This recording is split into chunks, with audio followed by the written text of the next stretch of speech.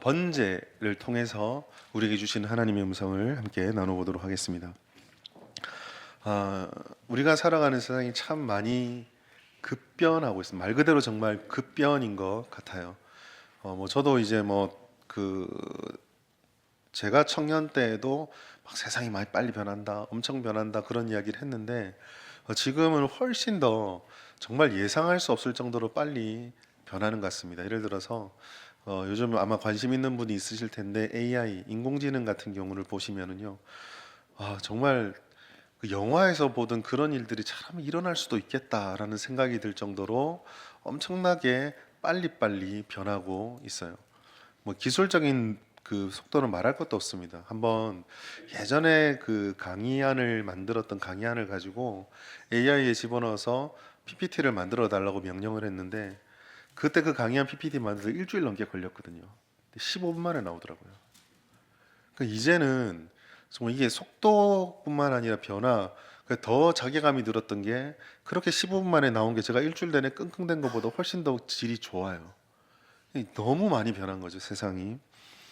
사실 이 변하는 세상 속에서 우리가 그 적응을 하느냐 못하느냐는 단지 그런 이 변화하는 것들을 잘 활용해서 편하게 살 수 있느냐 아니면 편하게 살지 못하느냐, 그 편리성의 문제만은 아닌 것 같아요. 굉장히 이 뭐라고 할까, 생존의 문제와 직결되어 있는 그런 문제이기도 하죠. 실제로 방금 예를 들었던 이 AI 문제가 우리 지금 여기 청년들도 앉아 계시는데 이 청년 세대에도 굉장히 직격탄, 취업 시장에 굉장히 직격탄을 먹이고 있습니다. 이제 처음 사회 초년병들이 초년생들이 들어가서 단순 업무부터 배우는 일들을부터 시작을 해야 경력을 쌓는데 업주 입장에서는 1년에 3천만 원씩 주고 그 청년들을 데려 쓰느니 월 구독료 2만 원 주고 얘 쓰면 더 잘 되거든요. 이런 분위기가 막 변하면서 취업 시장도 너무 엄청나게 변하고 있어요. 이런 걸 보면 단지 편리성의 문제가 아니라 이게 적응의 문제가 아니라 생존의 문제에 굉장히 직결되어 있는 것을 봅니다. 근데 사실 이러한 변화와 적응과 생존의 이 메커니즘은 오늘날 우리 시대에만 있었던 것이 아니라 형태만 다르고 상황만 달라지 역사마다 항상 있어 왔었어요. 그걸 어떻게 잘 이겨내고 어떻게 그거를 잘 극복해내고 바르게 받아들이고 활용하느냐에 따라서 어떤 한 사회는 성장하기도 하고 또 어떤 한 사회는 반대로 도태되고 무너지기도 합니다.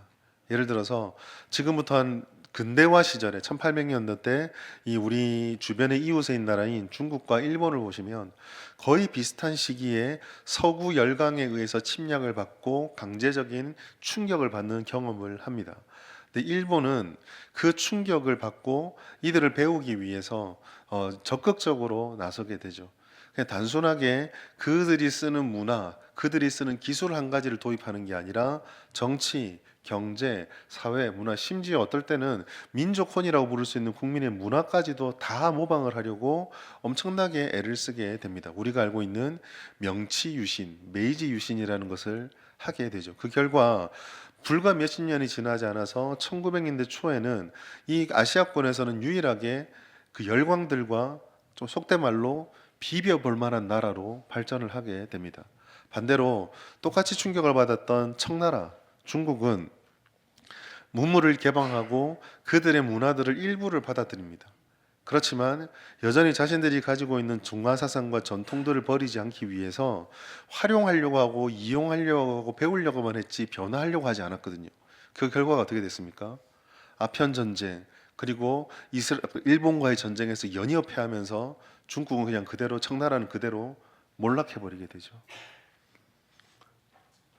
이러한 변화들은요, 굉장히 중요합니다. 사실 우리 교회는 100년의 전통이 있는 교회입니다.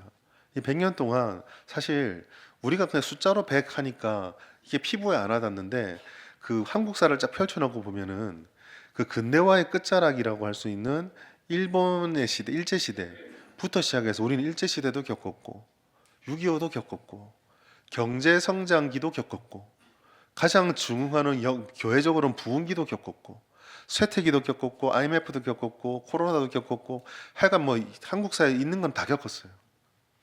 그 겪으면서 지금까지 우리에게 쌓여져 있는 축적된 기억들과 전통들이 있습니다. 굉장히 소중한 유산이라고 할 수 있죠. 그러나 우리가 냉정하게 확실히 알아야 될 것은 그러한 축적된 기억들과 전통들이 있다고 해서 그것이 우리의 지금 이 시대를 감당해내고 미래로 이어지는 그런 안전장치를 보장해 주는가라고 물었을 때는 그렇지는 않다라는 것입니다.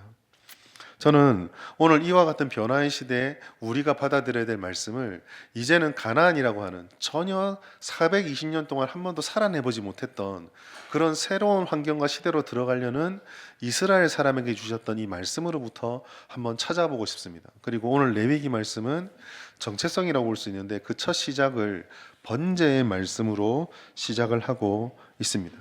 이 번제의 말씀을 바라보면서 우리가 첫 번째 바라봐야 될 것은 이 번제를 위한 첫 단추가 그 시작이 하나님의 부르심으로부터 시작됐다라는 사실을 좀 볼 필요가 있습니다. 레위기 1장 1절 말씀 보시면 여호와께서 회막에서 모세를 부르시고 그에게 말씀하여 이르시되라고 기록되어져 있습니다. 하나님 앞에 율법을 세우기 위해서 우리가 하나님의 백성이 되기 위해서 하나님 나를 좀 어떻게 해주십시오라고 말한 게 아니라 하나님이 먼저 모세에게 그에게 다가오셔서 말씀하셨다라고 되어 있어요. 신앙생활이라는 거 특별히 오늘 본문에서는 제사니까 제사와 예배라는 것이 우리는 흔히 하나님께 우리가 드리는 것, 우리가 하는 것이다라고 생각을 합니다. 그런데 이 레위기 1장 1절 첫 시작은 우리가 드리고 우리가 하는 것이 아니라 하나님의 부르심, 하나님이 먼저다라는 것을 우리에게 말씀해 줘요. 예배 갱신이나 이런 것들도 마찬가지죠. 신앙생활의 갱신, 적응 이런 것들이 우리가 무엇을 한다 라고 결정하기 이전에 하나님이 우리를 부르신다라는 이 하나님을 먼저 보는 것에서부터 출발해야 한다라는 것입니다. 그 다음에 이어지는 것이 이제 여호와께 예물을 드리는 제사와 그 번제 이야기들이 쭉 진행이 되어져요. 1장 2절 말씀 보시면 이스라엘 자손에게 말하여 이르라 너희 중에 누구든지 여호와께 예물을 드리려거든 하고 쭉쭉쭉 말씀이 진행되어져 갑니다. 이 2절 말씀에서는요.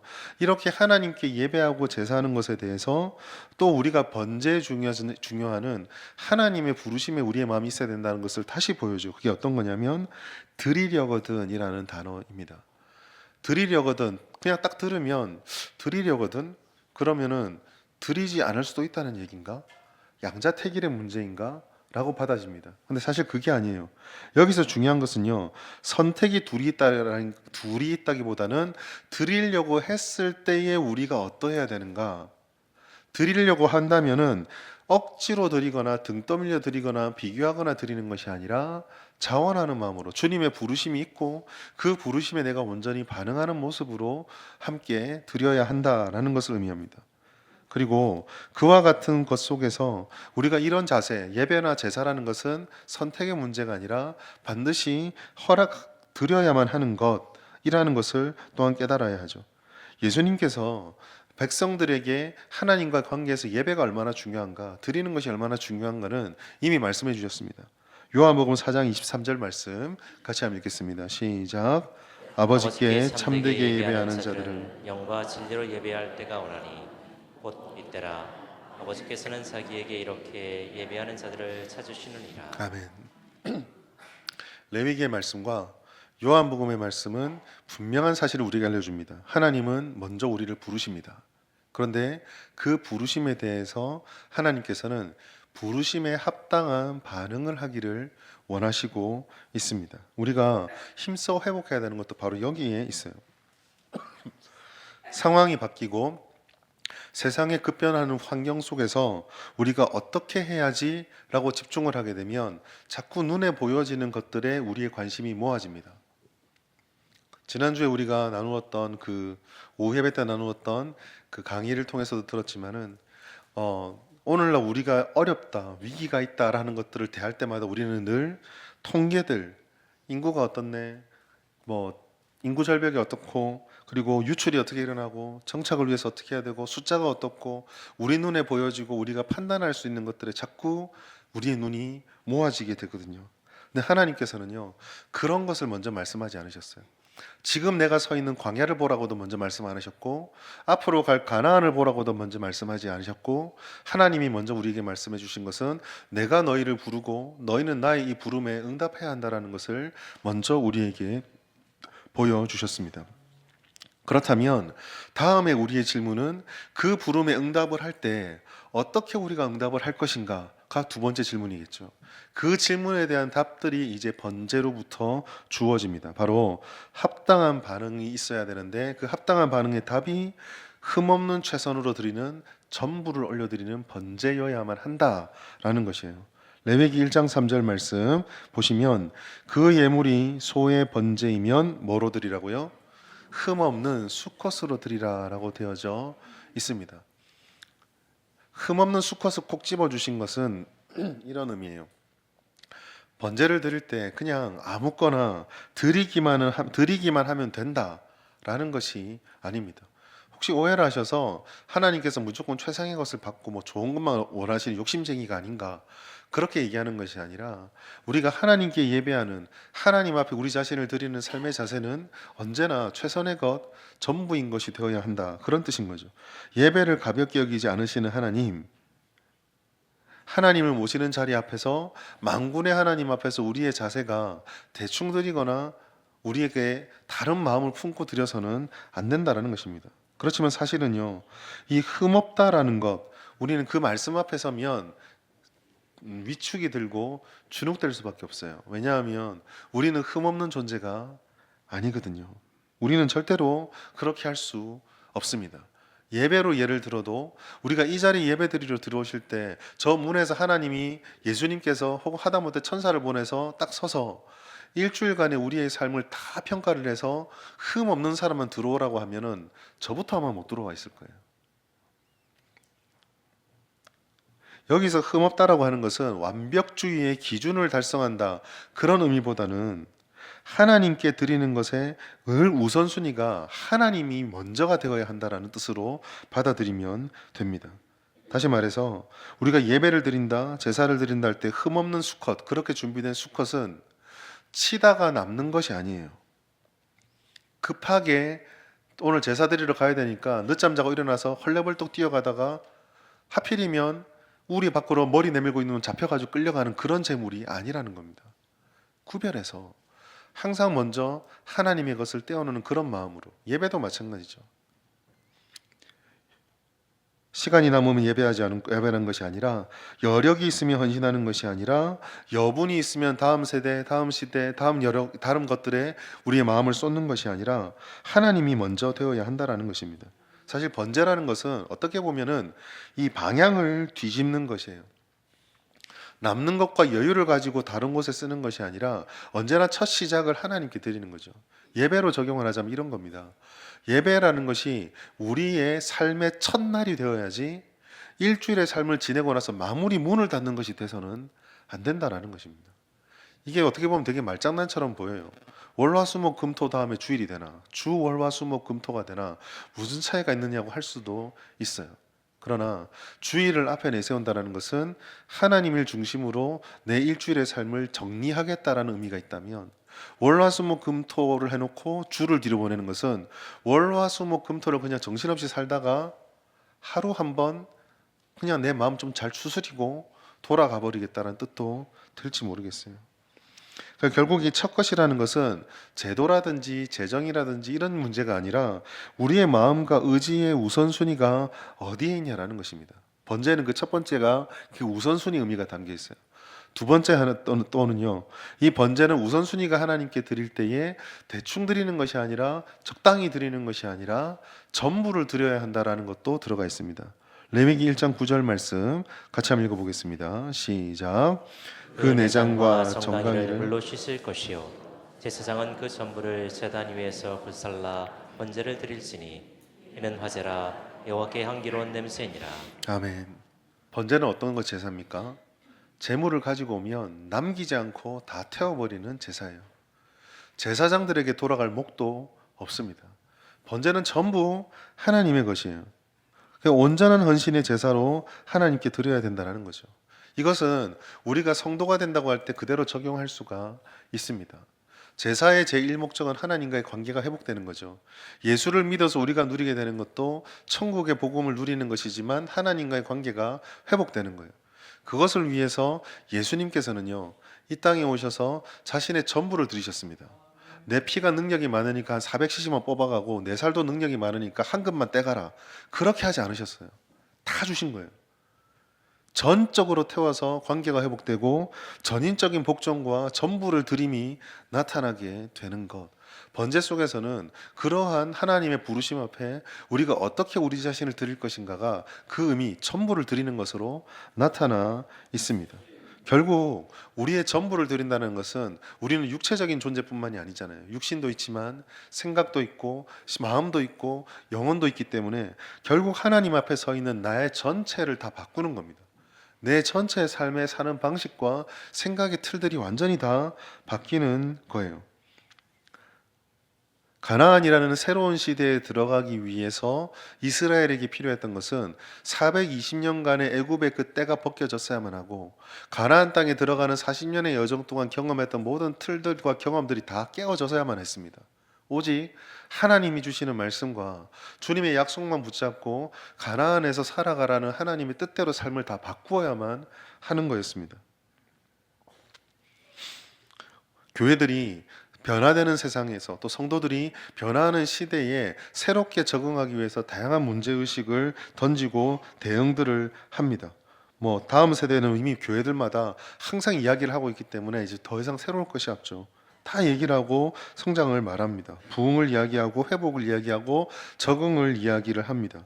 그런데 우리가 번제적으로 생각을 해보자면 단순하게 많이 모으고 안정화시키고 하는 것이 아니라 하나님께서 우리를 어떻게 부르시는가를 깨닫고 그 부르심 앞에서 실제로 우리의 시간표, 예산, 공간, 마음 씀씀이, 내 생각의 틀, 바라보는 관점 이런 모든 것들이 전부 태우는 모험을 감당하는지를 돌아볼 필요가 있다라는 거예요. 예전에 우리가 해왔던 방식들, 예전에 우리는 이랬으니까 참 좋았더라 라는 방식들을 계속 붙잡고 있으면서 나는 애굽이 좋았더라, 나는 광야가 편했더라가 아니라 다 태워버리고 버리지 않고 가나안이라고 하는 새 시대의 번제로 부르시는 하나님의 이 부르심을 깨닫고 반응하지 않으면 안 된다라는 것입니다. 청나라를 생각해 보십시오. 서구 열강이 싫었던 게 아니에요. 너무 좋은 거예요. 그 힘이 너무 좋은 거예요. 그러니까 관리들하고 교제도 합니다. 그들의 제도를 가져옵니다. 그들의 문물을 받아들입니다. 그런데도요, 틀을 바꾸지 않으니까 아무 역사도 일어나지 않았던 거죠. 번제라는 것은 결국 우리의 존재와 생각과 사고를 다 흔드는 거예요. 이 정도면 됐다라고 말하는 우리들의 마음에 그거로는 안 된다라고 선을 딱 그어버리고 하나님밖에 없다라는 것을 우리에게 알려주시는 것입니다. 그리고 여러분, 이런 헌신과 이런 드림은요, 한 개인만의 사명이 아닙니다. 누군가 헌신하겠지, 누군가 이 부르심에 반응을 하겠지가 아니라 이 번제에는요, 한 사람이 아니라 우리 모두의 참여가 수반되어진다라는 것입니다. 레위기 1장 4절 말씀 보시면 그는 번제물의 머리에 안수할지니 그를 위하여 기쁘게 받으심이래요.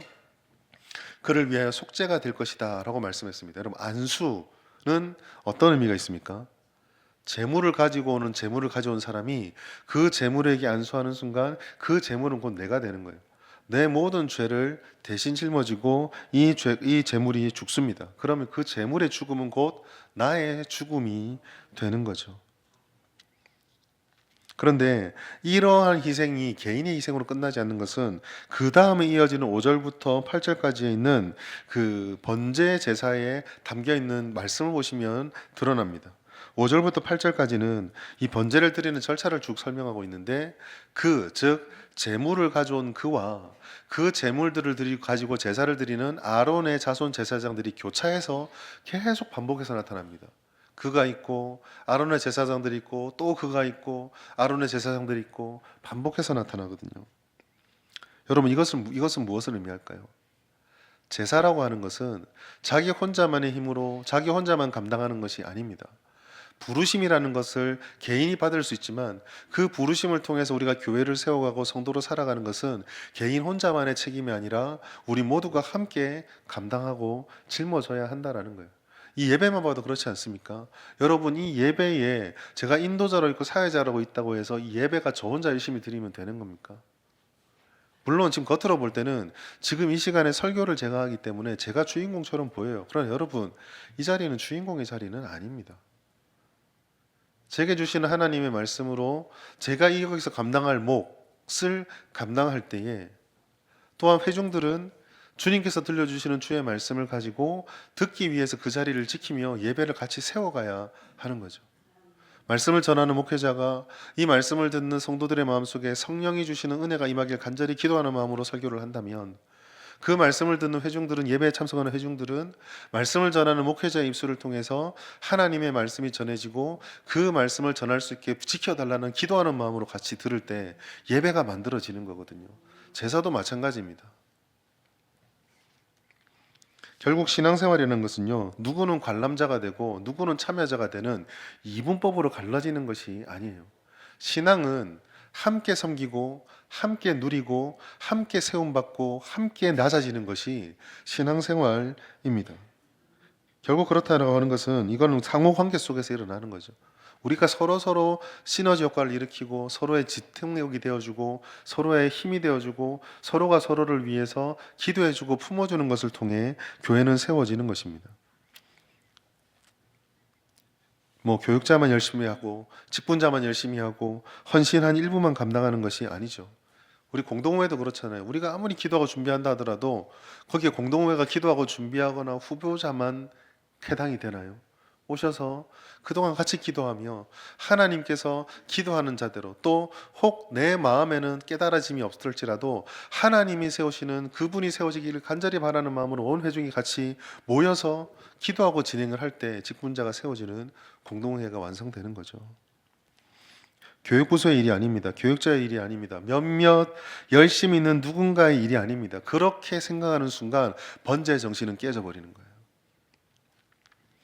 가나안에 들어가서 구별된 백성으로 살아가야 되는 선민 이스라엘, 그 이스라엘이 구별된 백성으로 살아가라라고 할 때 그 책임은 사사에게만 있었던 게 아닙니다. 선지자들에게만 있었던 것도 아니고요, 왕들에게만 있었던 것이 아닙니다. 모든 이스라엘이 그 땅에서 그렇게 살았어야만 하는 것, 서로 살 수 있도록 가르쳐주고 힘이 되어주고 은혜가 되어주고 함께 했어야만 하는 거죠.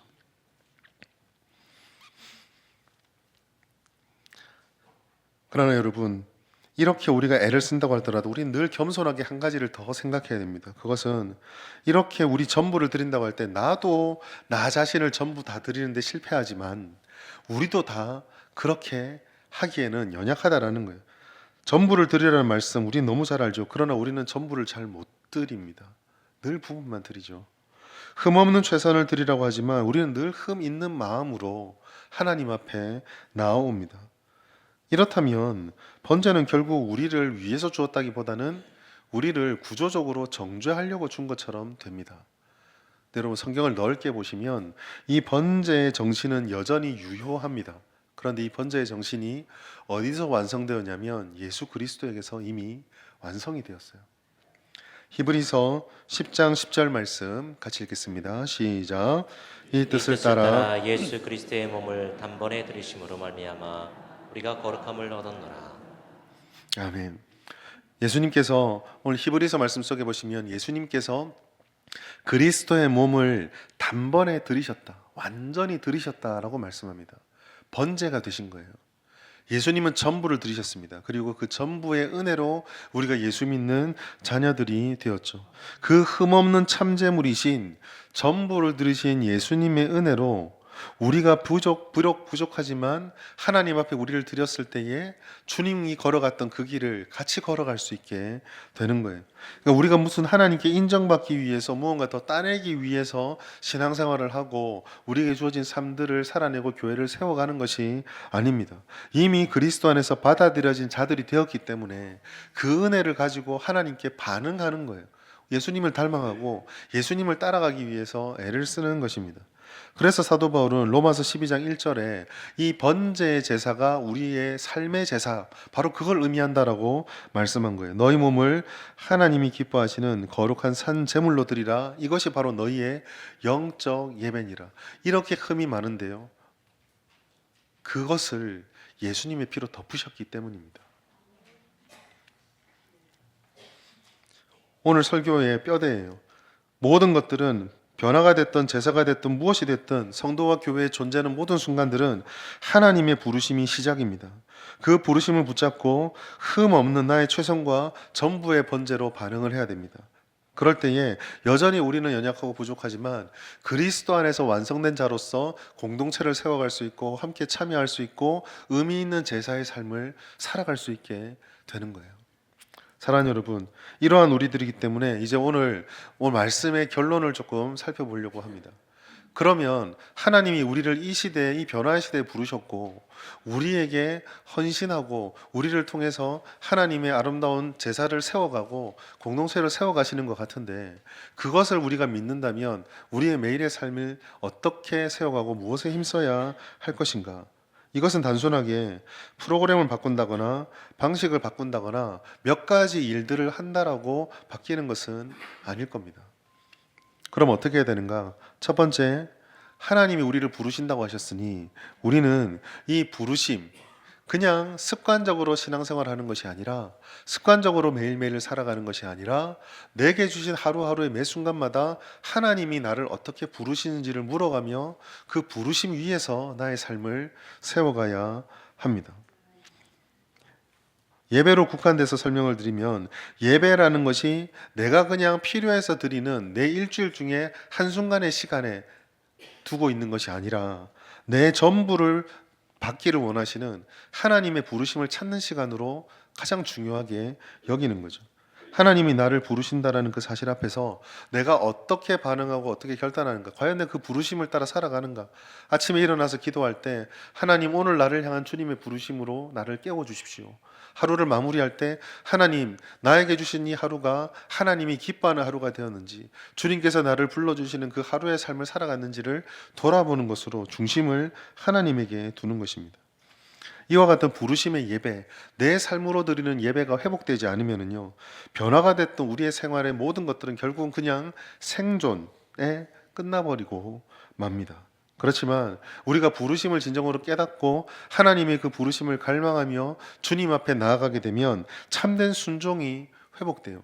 참된 순종이 회복되면 그 회복 속에서 하나님이 원하시는 열매들이 맺혀갑니다. 그게 때로는 공동체의 변화에 적응하는 새로운 모습일 수도 있고, 내 삶의 생활들이 변화되는 모습일 수도 있고, 내게 주시는 삶의 기준들이 바뀌는 다양한 모습으로 나타날 수도 있어요. 하나님의 부르심이 없으면 행동과 프로그램, 상황과 환경에 대한 답들만 자꾸 바라보게 됩니다. 본질의 변화와 마음과 생각의 변화가 없이 활동만 변하고 환경만 바꾸면은요, 곧 익숙해져 버리고 그저 시들해져 버립니다. 내가 변하지 않은데 환경이 바뀌면 순간적으로는 내게 좋은 게 있을 수 있겠죠. 그러나 결국 그것들은 다시 익숙해져 버리고 마는 거죠. 제일 중요한 것은요, 하나님의 뜻과 마음이 우리의 생각을 변화시키도록 주님의 음성에 귀를 기울이는 것입니다. 나를 부르시는 그 음성에, 말씀과 기도와 예배 속에서 자꾸 하나님의 음성에 귀를 기울여야 돼요. 여러분, 이스라엘 역사에요, 제사가 끊어진 적이 없어요. 이스라엘 역사에요, 행위로서의 제사는 끊어진 적이 없습니다. 그러나 주님의 부르심과 그 마음을 알지 못했을 때에 그 제사는 아무리 열심으로 드리고 아무리 반복적으로 드려도 결국 형식에 불과하게 되죠. 예수님이 오셨을 때 이스라엘 사람들이 들었던 말들을 기억하십시오. 마태복음 15장 8절, 이 백성은 입술로는 나를 공경하지만 어떻다고요? 마음은 내게서 멀도다. 두 번째로, 그 음성을 들은 삶을 살아갈 때에 우리의 삶의 우선순위, 즉 첫 것을 하나님께 드리는 우선순위의 정렬이 있어야 합니다. 아무거나 드리는 것이 아니라 흠없는 수컷을 선별한다는 것은 무엇이 하나님을 기쁘게 할 것인가를 묻는 우선순위의 정리이거든요. 시간, 물질, 내 생각, 내 건강, 내 삶의 관심의 모든 것들에 가장 첫 번째 자리에 하나님이 계신가 아니면 다른 것이 있는가를 돌아볼 필요가 있는 거죠. 내가 이렇게 말을 하고 이렇게 생각을 하고 이런 행동을 결정하고 이런 것들을 계획하고 이런 것들을 꿈꿀 때 그와 같은 것들이 과연 하나님께서 기뻐하는 주님이 중심이 되어 있는 결정들인가를 물어봐야 한다는 것입니다. 예배나 말씀과 기도 같은 신앙적인 것도 마찬가지죠. 남는 시간, 여력을 가지고 하는 것이 아니라 하나님께 먼저 우선으로 내 삶의 중심을 꽉 메워 놓는 것이 있어야 합니다. 내 계획과 계산과 염려는 뒤로 보내고 하나님이 중심이 되는 것, 예산, 공간, 리더십, 우리의 마음, 우리의 가지고 있는 삶의 여유들, 이런 것들이 남는 몫을 하나님께 배치하고 있지 않는지를 기억해야 살펴봐야 한다는 거죠. 다음 세대 문제가 됐던 교회 안에 있는 모든 문제들, 또 우리 삶을 살아가면서 우리가 짊어지고 있는 여러 가지 현상들, 그런 모든 것들을 우선순위의 변화가 없이 우리는 하나님의 뜻대로 이것들을 세워갈 수가 없습니다. 하나님은 남은 것이 아니라 첫 것을 통해서, 즉 주님이 우선되는 그 결정들을 통해서 하나님이 일을 해 가십니다. 내 삶의 우선순위를 점검하십시오. 우리가 정말 하나님 앞에 어떤 결정을 내리거나 어떤 생각을 할 때 이것이 과연 하나님의 뜻인가를 먼저 묻는 것인지, 우리의 환경과 상황들이 내게 이런 행동을 하도록 강조하고, 정말 조심할 게 뭐가 있냐면요, 그런 상황들과 환경들에 대한 생각이 너무 깊어지다 보면은 때로는 하나님께 많이 묻지 못한 상태에서 그 생각에 숙고했던 시간들, 깊게 생각했던 그 시간과 분량을 하나님처럼 생각할 때가 있습니다. 내가 이렇게 오래 고민하고 이렇게 오래 생각하고 이렇게 많이 애를 썼으니까 하나님께서 여기에 힘을 주실 거야 라고 생각할 수 있습니다. 가장 우선의 것을 하나님께 드려야 합니다. 세 번째로, 우리가 하나님께 헌신할 때 전인적인 헌신, 우리의 전부를 불사르는 것을 힘쓰기 바랍니다. 오늘 설교를 하면서 제 마음속에 이제 정신, 자세를 얘기했지만 이 설교 속에서 제 마음에 가장 담겨졌던 단어는요, 모험이었습니다. 여러분, 번제는요, 모험입니다. 전부를 불살라 드린다는 것은 굉장한 모험이에요.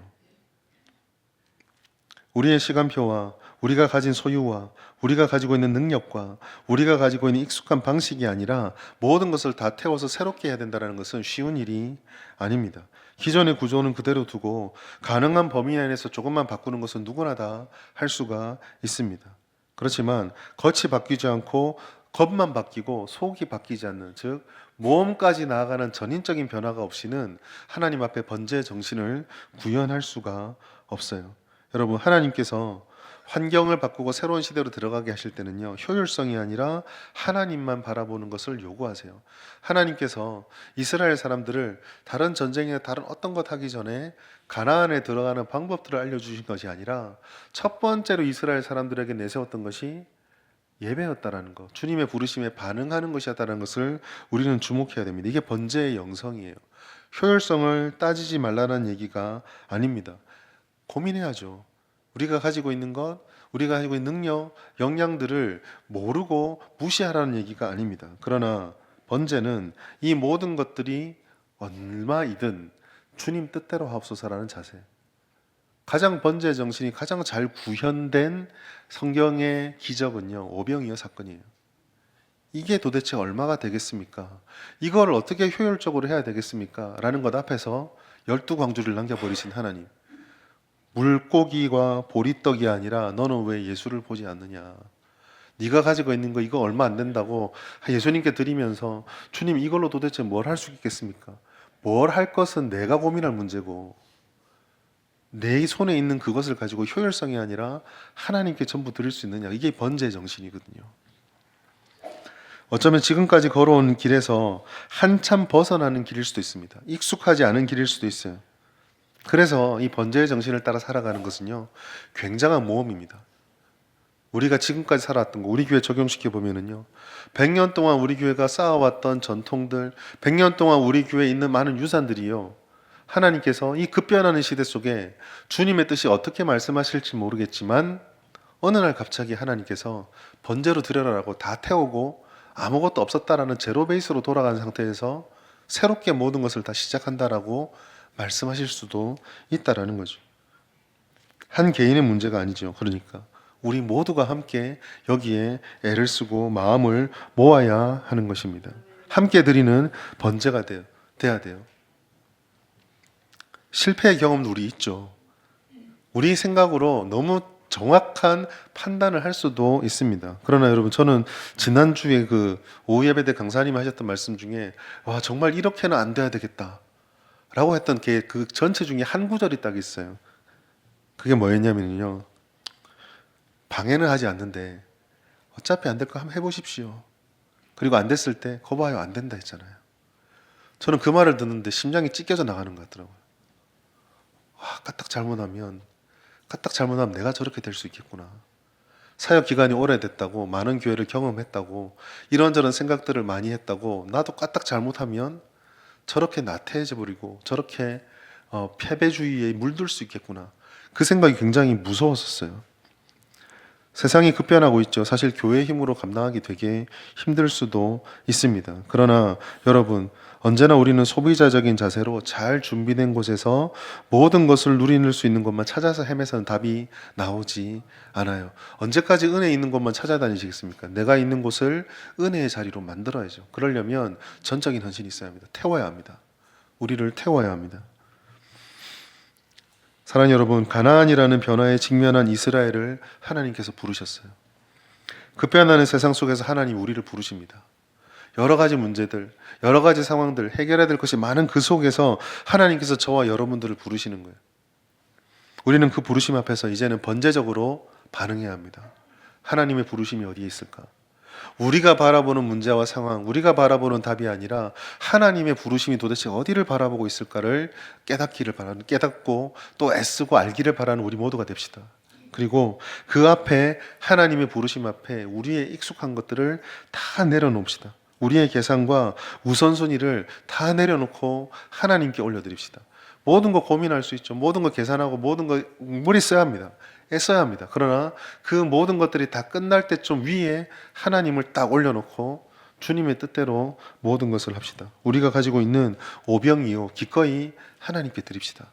그러면 12광주를 남기든 9광주를 남기든 하나님께서 알아서 하실 거예요. 우리를 부르시는 하나님께서는 실패하지 않고 이루시는 하나님입니다. 데살로니가전서 5장 24절 같이 읽습니다. 시작. 너희를 부르시는 이는 미쁘시니 그가 또한 이루시리라. 아멘. 우리의 익숙함을, 우리의 계산을, 우리의 두려움을, 우리의 방법을 다 내려놓고 오직 주님의 미쁘심, 신실하심, 실패하지 않으심을 믿고 달려갑시다. 그러면 약속의 말씀이 임할 거예요. 하나님을 믿고 순종할 때 우리 모두가 함께 동참하는 이 모험의 신앙은 비록 어렵고 힘들 수는 있겠지만 그래도 하나님께서 약속해 주시는 열매 맺는 은혜로운 삶으로 우리 가운데 나타나게 될 것입니다. 이 약속을 누리시면서 개인의 인생의 삶에서도 아름다운 열매를 누리시고, 우리 교회도 아무리 급변하는 세상이지만 하나님이 살아계시니까 이 급변하는 세상에 휩쓸려가는 교회가 아니라 보란듯이 이 급변하는 세상을 끌고 나갈 수 있는 아름다운 공동체로 세워지게 될 것입니다. 이런 은혜가 임하시기를 예수님의 이름으로 축복합니다.